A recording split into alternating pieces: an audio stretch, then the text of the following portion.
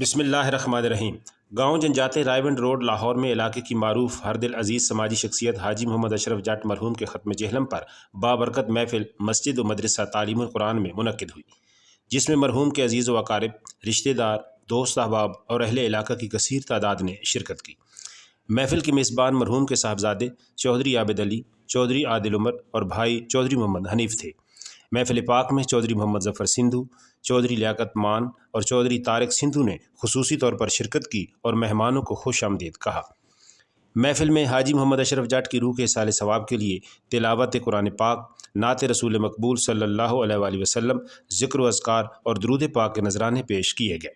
اس موقع پر ہدیہ نعت پیش کرنے والوں میں معروف ثنا خان، محمد شہباز سمی، سید سبط الحسنین پاشا، محمد ظفر سندھو، ولایت احمد فاروقی اور دیگر ثنا خان شامل تھے۔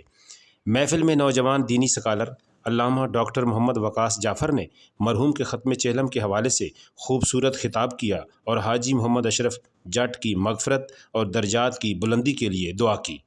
پاکستان پائندہ باد۔